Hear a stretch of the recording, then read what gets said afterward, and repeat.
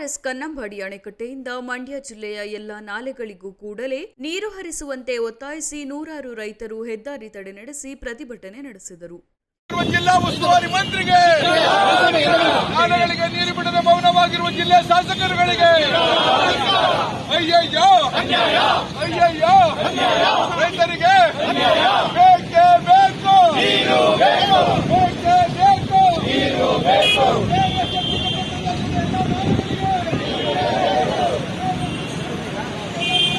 ಭೂಮಿ ತಾಯಿ ಹೋರಾಟ ಸಮಿತಿ ವತಿಯಿಂದ ರೈತ ಹೋರಾಟಗಾರ ಕೆಎಸ್ ನಂಜೇಗೌಡ ಹಾಗೂ ಸಮಿತಿಯ ಅಧ್ಯಕ್ಷ ಬಲ್ಲೇನಹಳ್ಳಿ ಕೃಷ್ಣೇಗೌಡ ನೇತೃತ್ವದಲ್ಲಿ ಶ್ರೀರಂಗಪಟ್ಟಣದ ಕುವೆಂಪು ವೃತ್ತದ ಬಳಿ ಜಮಾಯಿಸಿದ ನೂರಾರು ರೈತರು ಮೈಸೂರು ಬೆಂಗಳೂರು ಹೆದ್ದಾರಿಯಲ್ಲಿ ಮಾನವ ಸರಪಳಿ ನಿರ್ಮಿಸಿ ಸರ್ಕಾರ ಹಾಗೂ ಜಿಲ್ಲಾ ಉಸ್ತುವಾರಿ ಸಚಿವರ ವಿರುದ್ಧ ಘೋಷಣೆ ಕೂಗಿ ಆಕ್ರೋಶ ವ್ಯಕ್ತಪಡಿಸಿದರು.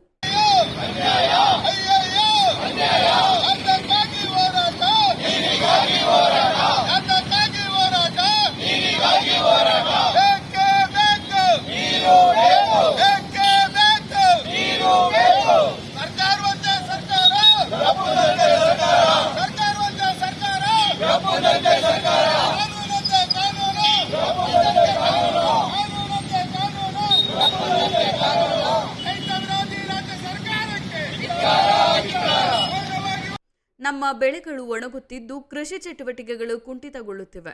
ಈ ಬಾರಿ ಎಲ್ಲೆಡೆ ಉತ್ತಮ ಮಳೆಯಾಗಿದ್ದು ಕನ್ನಂಬಾಡಿ ಅಣೆಕಟ್ಟೆಯಲ್ಲಿ ಈಗಾಗಲೇ 108 ಅಡಿಗಳಷ್ಟು ನೀರು ಸಂಗ್ರಹಗೊಂಡಿದೆ. ಮತ್ತಷ್ಟು ನೀರು ಅಣೆಕಟ್ಟೆಗೆ ಹರಿದು ಬರುವ ಸಾಧ್ಯತೆ ಇದೆ. ಆದರೂ ಕೃಷಿ ಚಟುವಟಿಕೆಗಳಿಗಾಗಿ ನಾಲೆಗಳಿಗೆ ನೀರು ಹರಿಸದೆ ಸರ್ಕಾರ ಹಾಗೂ ಜಿಲ್ಲಾ ಉಸ್ತುವಾರಿ ಸಚಿವರು ಮೌನ ವಹಿಸಿದ್ದಾರೆ. ಕೂಡಲೇ ಜಿಲ್ಲೆಯ ಎಲ್ಲ ನಾಲೆಗಳಿಗೂ ನೀರು ಹರಿಸಬೇಕು, ಇಲ್ಲದಿದ್ದರೆ ಪ್ರತಿಭಟನೆಯನ್ನು ತೀವ್ರಗೊಳಿಸುವುದಾಗಿ ಎಚ್ಚರಿಕೆ ನೀಡಿದರು. ಮಳೆ ಸುಮಾರು 15 ದಿನ ಆಯಿತು ಮಳೆ ನಿಂತೋಗಿ. ಇವತ್ತು ನಾಳೆ ಮಳೆ ಆಗ್ತದೆ ಅಂತ ಹೇಳ್ತಾವ್ರೆ. ಸರ್ಕಾರಕ್ಕೆ ನೇರ ಕೇಳೋದು, ಈ ಅವಧಿ ಒಳಗೆ ಬೆಳೆ ಒಣಗ್ತಲ್ಲ, ನಿಮ್ಗೇನು ಜ್ಞಾನ ಇದ್ದಿದ? ಇಂಜಿನಿಯರ್ಗಳಿಗೆ ರೈತರು ಬೆಳೆ ಒಣಗಿದೆ ಅನ್ನೋದಕ್ಕೆ ಅರಿವು ಬಂದಿಲ್ವಾ? ಇಂಜಿನಿಯರು ನೀರಾವರಿ ಇಲಾಖೆಗೆ ಸಂಬಂಧಪಟ್ಟಂತ ಬೆಳೆ ಸಂರಕ್ಷಣೆ ಮಾಡಕ್ಕಿದ್ದಾರ ಅಥವಾ ಕಮಿಷನ್ನ ಅವ್ರು ತಕೊಂಡು ಉಳಿದಂತ ಹೆಚ್ಚುವರಿ ಕಮಿಷನ್ ಮಂತ್ರಿ ತನಕ ಕೊಡಕ್ ಮಾತ್ರ ಇದ್ದಾರಾ ಅನ್ನೋದು ನಮ್ಗೆ ಅನುಮಾನ ಬಂದೈತೆ. ನಮ್ಮೆಲ್ಲ ಬೆಳೆ ಒಣಗ್ತಾ ಇದೆ. ಈ ಸಂದರ್ಭದಲ್ಲಿ ನಮ್ಮ ಪಾಲ್ಗೆ ನೀರಾವರಿ ಇಲಾಖೆ ಸತ್ತಿದೆ. ನೀರಾವರಿ ಇಲಾಖೆಯ ಮಂತ್ರಿ ಅಂತೂ ಸತ್ತೋಗಿದ್ದಾರೆ.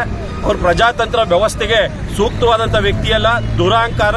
ಮನೇಲಿ ಇಟ್ಬಿಟ್ಟು ಪ್ರಜಾತಂತ್ರ ವ್ಯವಸ್ಥೆಗೆ ಸಂವಿಧಾನಕ್ಕೆ ಗೌರವ ಕೊಡುವಂಥದ್ದನ್ನ ಕಲ್ತ್ಕೋಬೇಕು ಅನ್ನೋ ಮಾತನ್ನ ಹೇಳ್ತೀವಿ. ನಮ್ಮ ಬೆಳೆ ಒಣಗಿದೆ, ತಕ್ಷಣ ನೀರು ಬಿಡಬೇಕು. ನೀರು ಬಿಡಲಿಲ್ಲ ಬೇರೆ ದಂಧೆಲಿ ಇಳಿದವ್ರೆ. ಆಲೆ ಅಮ್ಯೂಸ್ಮೆಂಟ್ ಇಂಥದ್ದು ಪಾರ್ಕು ಮತ್ತೆ ಆ ಕಾವೇರಿ ಆರ್ತಿಗೆ ಕೆಲಸ ಮಾಡ್ತಾ ಇದ್ದಾರೆ ಅಂತ ಹೇಳಿದ್ರೆ ಅದ್ರ ಹಿಂದೆ ಬರುವಂತ ಕಮಿಷನ್ಗೆ ಎಂಜು ದುಡ್ಡಿಗೆ ಇವ್ರು ನಿಂತವ್ರೆ. ಇದು ಪ್ರಜಾಪ್ರತಿನಿಧಿಗಳಿಗೆ ಅವಮಾನ.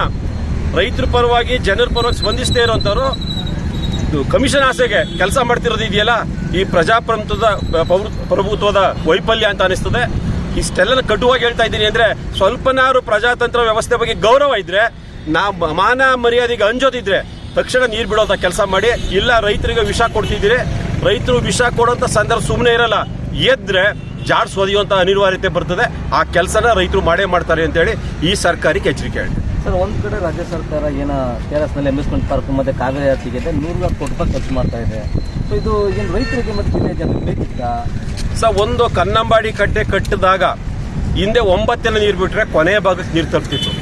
ಆಧುನೀಕರಣದ ಹೆಸರು ಹೇಳಿದ್ರು. ನಮ್ಗೆ ರೈತರಿಗೆ ಆಸೆ ಆಗೋಯ್ತು. ನಮಗೆ ಆಧುನೀಕರಣ ಮಾಡಿದ್ರೆ ನೀರು ಎತ್ತೋದು 24 ಗಂಟೆ ಒಳಗೆ ಕೊನೆಯ ಭಾಗಕ್ಕೆ ನೀರು ಬರ್ತದೆ. ಆಧುನೀಕರಣಕ್ಕೆ ತ್ಯಾಗ ಮಾಡೋದ ಒಂದು ವರ್ಷದ ಬೆಳೆ ಬಿಟ್ಟು ಅಲ್ಲಿಂದ 100 ಕೋಟಿ ರೂಪಾಯಿ ಖರ್ಚು ಮಾಡಿದ್ರು.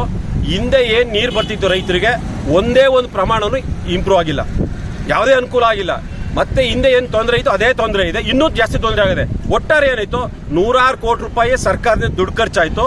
ಪರೋಕ್ಷವಾಗಿ ಅದು ಎಲ್ಲ ಮಂತ್ರಿಗಳ ಮನೆಗೆ, ಎಲ್ಲ MLAಗಳ ಮನೆಗೆ, ಕಾಂಟ್ರಾಕ್ಟರ್ಗಳ ಮನೆಗೆ ಹೋಯ್ತೆ ಹೊರತು ರೈತರಿಗೆ ಕಾವೇರಿ ನೀರಿನ ವಿಚಾರದಲ್ಲಿ ಯಾವುದೇ ಅಭಿವೃದ್ಧಿ ಕೆಲಸ ಯಶಸ್ಸಾಗಲಿಲ್ಲ, ಸಂಪೂರ್ಣ ವಿಫಲ ಆಗಿದೆ. ಸರ್, ಈಗ ಅಮ್ಯೂಸ್ಮೆಂಟ್ ಪಾರ್ಕ್ ಮತ್ತೆ ಕಾವೇರಿ ಆರ್ತಿ ಬೇಕಾ ಮಂಡ್ಯ ಜಿಲ್ಲೆ ರೈತರ ಮನೆ ಜನರಾಗಿ?